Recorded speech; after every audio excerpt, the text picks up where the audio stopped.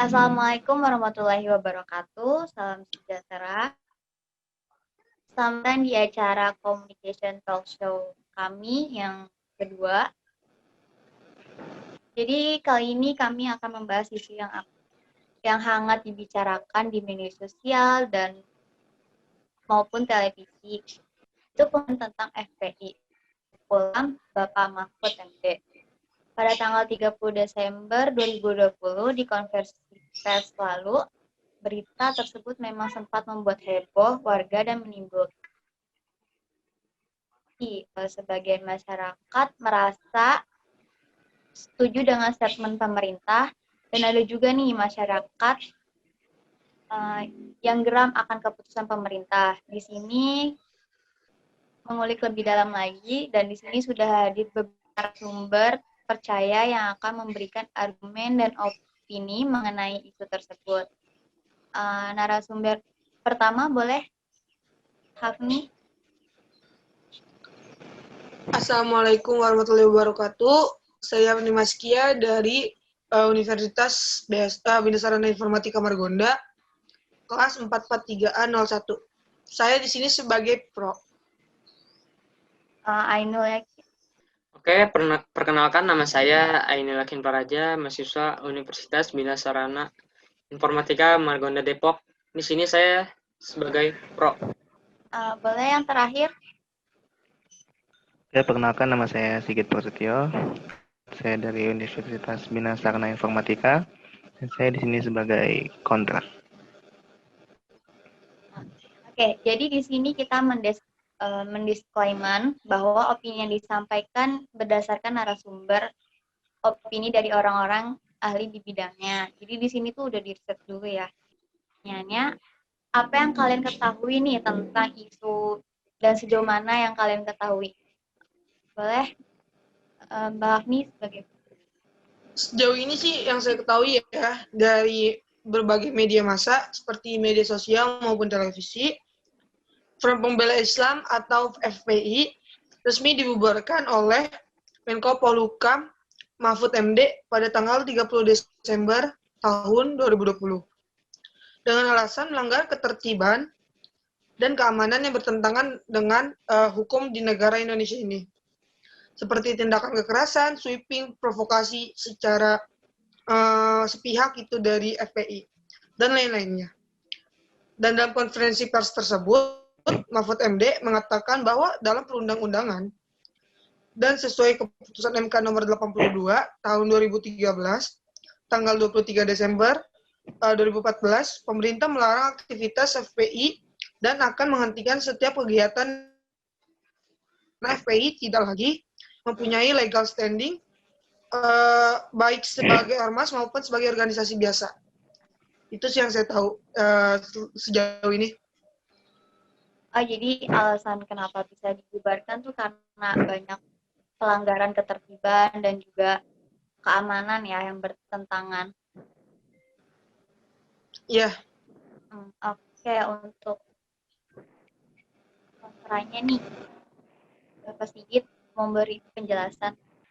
Oke, saya akan sedikit menambahkan apa yang dijelaskan oleh Hafni. Untuk sebelumnya sih sama ya, sepengetahuan saya apa yang dikatakan oleh Hafni. Cuma saya akan menambahkan sedikit saja bahwa Menko Polhukam Mahfud MD ini melarang seluruh aktivitas FPI dan tidak lagi memiliki legal standing benar. Dan juga sebenarnya FPI itu sudah mengajukan permohonan perpanjangan surat keterangan terdaftar atau SKT kepada Kemendagri. Tetapi pihak Kemendagri tersebut itu belum mau mengeluarkan SKT untuk FPI dikarenakan FPI itu belum memenuhi segala syarat ya dari pemerintah. Gitu menurut saya. Mas, itu setuju ya karena FPI sudah mengajukan permohonan perpanjangan ya. Oke, lanjut saja ke pertanyaan kedua nih. Apa sih respon kalian tentang isu ini? Boleh dijawab? Ainul Yakin?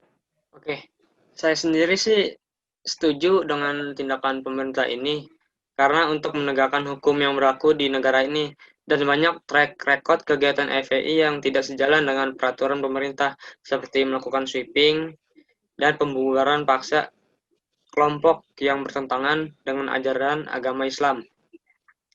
Sebenarnya saya tahu betul bahwa FPI ini mempunyai nilai baik karena FPI menegakkan ajaran agama Islam. Tetapi kan negara ini memiliki peraturan perundang-undangan yang berlaku di negara ini, memberikan kebebasan dalam memilih apa yang kita yakini termasuk dalam beragama, dan tidak semua orang Indonesia beragama Muslim. Meskipun negara kita mayoritas Muslim, jadi seharusnya seluruh masyarakat di Indonesia ini memiliki toleransi yang tinggi, tidak bisa seenaknya dalam melakukan tindakan yang bersangkutan dengan kelompok lain. Oke. Boleh Mas Sigit dijawab? Oke. Sebenarnya sih menurut saya tindakan yang dilakukan oleh pemerintah ini menguntungkan ya bagi saya sendiri, karena sejak kasus penembakan 6 laskar FPI yang terjadi di jalan tol Jakarta Cikampek pada tanggal 7 Desember 2020 lalu. Menurut saya sih ini pemerintah mempunyai niat terselubung ya kepada FPI ini, dan bahkan ketua hukum bantuan FPI sendiri pun juga berpendapat bahwa upaya pemerintah ini pun sudah jelas pasti bertujuan untuk menghentikan langkah kiprah Habib Rizik Syihab atau HRS, dan terus dihalang-halangi gitu. Di tengah situasi ini, tindakan pemerintah termasuk upaya pengalihan isu tentunya. Buktinya pemerintah sendiri pun mengungkit kembali gitu kasus HRS yang sebelumnya pernah terjadi di tahun 2017 dan dihentikan di tahun 2018. Dan kenapa diangkat lagi gitu oleh pemerintah. Nah, itu. Oleh karena itu, maka ini sudah jelas bahwa tindakan pemerintah ini itu termasuk adalah pengalihan isu. Gitu menurut saya. Oke, jadi pemerintah mengulik-ngulik lagi kasus yang sebelumnya ya, untuk pengalihan isu ini ya. Oke, baik, lanjut ke pertanyaan ketiga. Menurut kalian, statement pembubaran FPI oleh pemerintah langkah yang tepat nggak sih? Boleh, Mbak Hafni.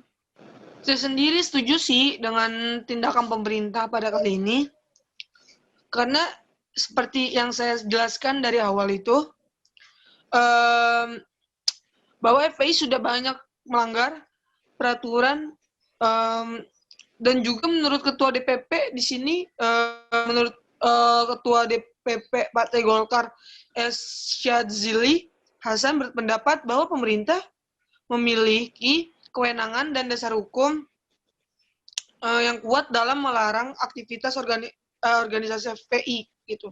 Berarti kan di sini kan pemerintah itu membubarkan FPI tidak sekedar membubarkan gitu. Berarti kan di sini sudah ada kewenangan dan dasar hukum yang kuat gitu untuk membubarkan FPI dan melarang seluruh aktivitas FPI. Dan Ketua DPP Partai Golkar juga menjelaskan kebijakan pemerintah ini merujuk pada Perpu nomor 2 tahun 2017 itu tentang organisasi masyarakat. Lalu masih banyak lagi para partai yang mendukung dan mengapresiasi tindakan yang diambil pemerintah pada kali ini. Ya, itu sih menurut saya. Oke, jadi Hafni ini setuju dengan keputusan pemerintah ya, karena kebijakan pemerintah ini merujuk pada Perpu nomor 2 tahun 2017 ya, tentang organisasi kemasyarakatan. Kalau menurut Sigit sendiri gimana sih? Oke. Kalau menurut saya sendiri nih, kan yang dipermasalahi itu kan tindakan FPI-nya, segala aktivitas FPI yang meresahkan gitu. Dan kenapa harus membubar semua anggota? Karena itu mayoritas kegiatannya adalah mengaji dan melakukan kegiatan bantuan sosial gitu. Tapi tidak semua anggota FPI itu melakukan tindak kekerasan gitu. Dan bahkan menurut Rocky Gerung, seorang filsuf, akademisi, dan intelektual publik Indonesia, berpendapat bahwa yang bisa dilarang itu hanyalah tindakan, bukan pikiran seseorang. Dan beliau juga menambahkan ada soal di dalam konstruksi berpikir secara legal. Dan kalau pemerintah melarang FPI, orang akan bertanya, apa yang dilarang di sini? dan yang kalau yang bisa dilarang itu hanya bukan oleh saya yang adalah para oknum yang berbuat tindak yang meresahkan, bukan ormasnya yang dibubarkan. Itu menurut saya. Oke, itu yang harus dilarang tuh sebenarnya oknum yang bermasalah ya, yang berbuat tindakan yang meresahkan gitu, bukannya FPI. Ya, betul. Lanjut aja ke pertanyaan yang selanjutnya, yang keempat. Dan ini, bagaimana respon masyarakat sih yang kalian ketahui? Boleh Ainul Yakin? Oke, jadi respon masyarakat lebih cenderung merasa berterima kasih kepada pemerintah atas tindakan pembubaran FPI itu. Bahkan di media sosial pun seperti Twitter sempat trending sebuah tagar hashtag FPI terlarang. Itu yang buat respon masyarakat cenderung berterima kasih. Oke. Respon masyarakat sebenarnya sih ada bermacam-macam ya, tidak hanya mendukung, tetapi juga ada yang bertentangan dengan pemerintah. Karena menurut sebagian masyarakat di sini tuh masih banyak kasus-kasus besar lain dulu gitu yang harus diselesaikan oleh pemerintah ketimbang melakukan tindakan pembubaran ormas. Dan sebenarnya sih yang tidak hanya populer di Indonesia bukan hanya FPI terlarang, melainkan ada satu hashtag yang juga populer, yaitu tetap tegak walau tangan terikat. Nah, begitu sih. Tidak hanya cenderung berterima kasih gitu. Oke, terima kasih. Lanjut ke pertanyaan terakhir ya. Sebagai penutup nih, apakah ada yang memberi masukan tentang isu pembubaran FPI ini? Boleh, Hafni? Ya, menurut saya sih tindakan ini sudah baik gitu ya untuk dilakukan yang dilakukan pemerintah. Dan semoga kedepannya sih pemerintah lebih bijak dalam hal pembubaran ormas lainnya yang dirasa bisa merusak kesatuan negara Republik Indonesia ini. Itu yang menurut saya. Mas Sigit, ada yang mau ditambahin? Oke. Bahwa saya sendiri merasa bahwa tindakan pembubaran ini adalah bukan tindakan hal yang tepat ya. Karena seharusnya yang dipermasalahkan di sini itu adalah para oknum yang melanggar dan oknum yang meresahkan tentunya. Dan juga pemerintah pun harus adil dalam menegakkan hukum gitu. Tidak boleh berat sebelah, dan hukum Indonesia pun seharusnya lebih tidak tumpul ke atas dan tajam ke bawah. Gitu. Baik. Semoga negara kita ini aman dan makmur ya, teman-teman. Baik, saya rasa sudah cukup pembahasan pada topik kali ini. Dari sini saya dapat simpulkan, ternyata tindakan pemerintah seperti koin bermata dua, menguntungkan di satu pihak, yaitu para pemegang kekuasaan, dan merugikan pihak yang lain. Oke, saya rasa sudah cukup. Saya cukup terima kasih kepada narasumber saya, Hafni, Ainul, dan Sigit, yang telah hadir pada acara ini. Apabila ada kata-kata yang salah diucapkan oleh narasumber, tolong dimaafkan. Saya mewakili narasumber. Sebesar-besarnya saya akhiri, dan sampai jumpa.